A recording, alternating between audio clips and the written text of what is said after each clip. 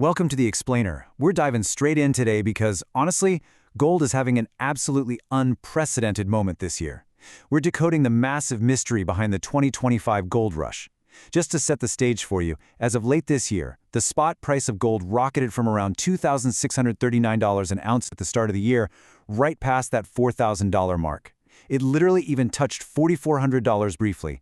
Crazy, right? So, gold is up 53% year to date. And what that number actually means in the broader market is just staggering. Think about it. A 53% surge means this ancient, heavy block of metal has completely outperformed Bitcoin. It outperformed Apple stock. It even beat Nvidia this year. I know, no way, right? It's hard to imagine, but it is the absolute reality of our current market. All right, let's hit Section 1, Echoes of 1979, Gold's Breakout Year. To really get what's happening today, we gotta look backward. We haven't seen a breakout year quite like this in 46 years. The echoes of 1979 are undeniable, for sure, but there are some crucial differences. Back in '79, gold saw a jaw-dropping 271% jump in just 12 months. Now that environment was dealing with a massive 13% inflation rate, the Iranian hostage crisis, and basically a total loss of faith in the economy. But as history shows us, that '79 spike was really just a panic-driven speculative bubble. When Ronald Reagan took office and inflation fears cooled off, that bubble popped hard and prices collapsed back below $300 by 1982. Fast forward to today, in 2025, and we're looking at a 53% surge driven by record debt, conflicts in the Middle East and Ukraine, and just widespread economic uncertainty. Moving right along to Section 2, the 4 macro drivers fueling the 2025 surge. So what's actually fueling the fire this time around?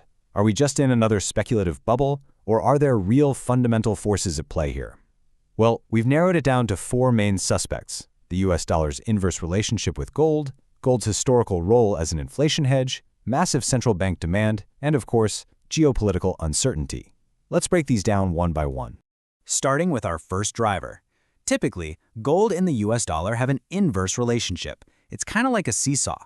Because gold is priced in dollars globally, when the dollar's value drops, gold tends to rise. According to Morgan Stanley, the US dollar actually dropped about 11% against other currencies in the first half of this year. Guys, that is the biggest decline in over 50 years. And looking ahead, Morgan Stanley projects the dollar could lose another 10% by the end of 2026. This is practically forcing foreign investors to hedge their US asset exposure. Okay, our second factor is inflation. Traditionally, everybody views gold as the ultimate inflation hedge, simply because there's a limited supply of it. But we need to add a pretty major caveat here. While it absolutely spiked during the 13 to 15% inflation of the late 70s, if inflation is just moderate, gold prices actually tend to stagnate. To put that into perspective, throughout the 1990s, when inflation steadily dropped from 5.5% down to 3.5%, gold basically just flatlined around $300 an ounce. So yeah, inflation is definitely a factor today, but it's not the whole story. Now let's look at our third driver, and this one is huge: central bank demand. Central banks all around the world are currently hoarding a record 36,000 tons of gold. That's right, 36,000 tons. They've been scooping up over 1,000 metric tons every single year for the past 3 years. So why the buying spree? Well, they're hedging away from the US dollar. Back in 2015, the dollar made up 66% of foreign central bank reserves. Today, that's down to 58%. Countries like China are really leading this charge, completely prioritizing the ultimate default-free hard asset. And that brings us to driver number 4, geopolitical risk. Look, panic and fear drive institutional money straight into safe assets. With ongoing conflicts in the Middle East and Ukraine, massive national debt, and those recent 100% tariffs on China, the global landscape is, well, it's tense. And historical analysis tells us a super fascinating story here. During periods of heightened geopolitical uncertainty, gold has delivered average weekly returns of approximately 1.6%. And that's often happening while stock markets are simultaneously taking a hit. This actually brings us to a famous quote from Warren Buffett: "Gold is a way of going long on fear." When you buy gold, you're essentially betting that people are going to become more afraid of the global financial system in the coming years than they are today. It really hits the nail on the head and is a powerful summary of our 4 macro drivers. But hold on, because there is a massive plot twist to this whole story. Which leads us right into Section 3, the retail plot twist. Who is actually buying? To figure out if this run-up is actually sustainable, we need to step away from all the global macroeconomics for a second and look at ground-level reality. We're using data from Wittercoin, which is one of the nation's largest coin shops. The big question we're asking is this 1979 all over again? Are everyday retail investors panic buying and fueling this $4,000 price tag? Are we creating a speculative bubble that's just doomed to burst? Well, the data from Seth, the owner over at Wittercoin, reveals an absolute shocker. For every 25 ounces of gold that his massive shop buys from the public, they are only selling 1 ounce back to the public. Let that sink in for a second. 25 to 1.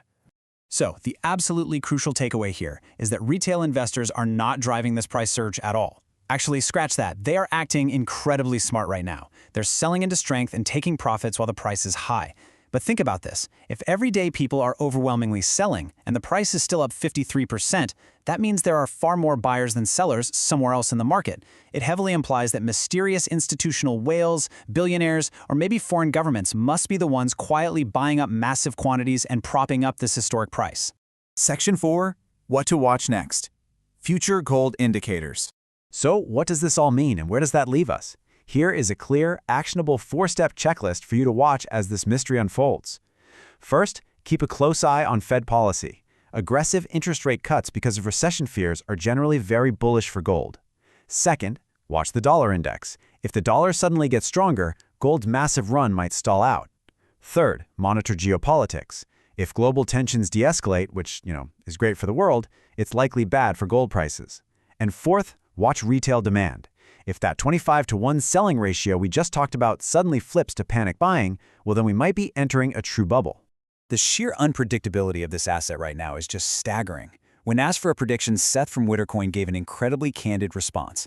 He believes gold will either more than double to $9,000 an ounce, or it'll crash right back down to $2,500 an ounce, with virtually nothing in between. I mean, that perfectly underscores the extreme uncertainty in the market right now. So what's the practical takeaway for you? Well, if you're looking to diversify, experts suggest considering a modest 3 to 10% portfolio allocation to alternative assets like gold. It's just a healthy way to hedge.